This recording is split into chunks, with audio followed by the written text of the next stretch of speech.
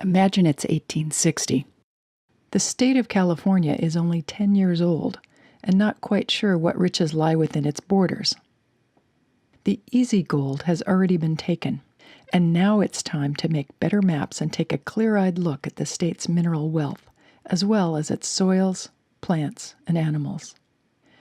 The state legislature has just asked geologist Josiah Whitney to lead the effort, and he's chosen an amiable, Yale-educated scientist named William Brewer to do most of the on-the-ground work. Over 4 years, Brewer and a few other men will travel 14,000 miles, much of it on foot and on horseback, to inventory the state's natural resources. In September of 1861, Brewer writes home excitedly about his first glimpse of the Mount Diablo region.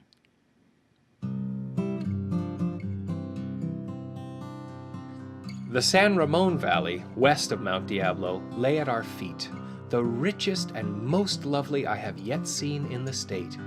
It is all held in farms where wheat is grown, and crops of over 60 bushels per acre are expected. They sometimes rise to over 90 such crops does this state produce. Game was once very abundant, bear in the hills and deer, antelope and elk like cattle in herds. That same month, Brewer and his crew meet a man who's been living with a resourceful trapper named Grizzly Adams, just south of Mount Diablo. The man has numerous scars on his face, from the local bears, he says. He brags that he's killed 600 or 700 deer since he came out west, and he cooks up a tasty meal of venison for Brewer and his crew. But now the deer are becoming scarce. "We had good times before the settlers came," he tells Brewer.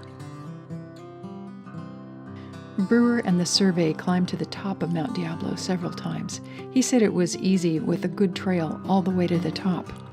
He seemed especially impressed the second time he went up, on May 7th, 1862.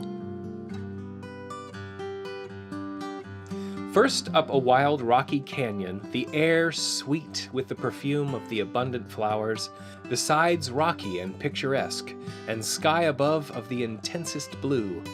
Then up a steep slope to a height of 2,200 feet, where we halted by a springs, rested, filled our canteens, and then onward. The summit was reached, and we spent 2.5 hours there. The view was one never to be forgotten. It had nothing of grandeur in it save the almost unlimited extent of the field of view. The air was clear to the horizon on every side, and probably but few views in North America are more extensive. Certainly nothing in Europe. Those words marked the beginning of a controversy that still rages today. Here's Ken Lavin.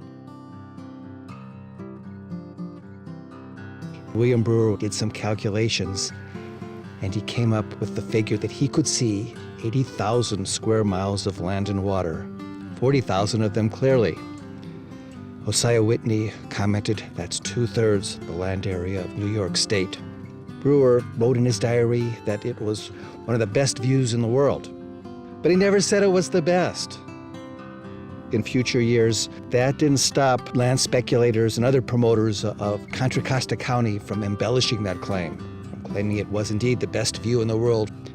And when they got tired of defending that claim, well, they said it was the second best view. They qualified it. They said you could probably see more from the top of Mount Kilimanjaro in Africa, 19,000 feet.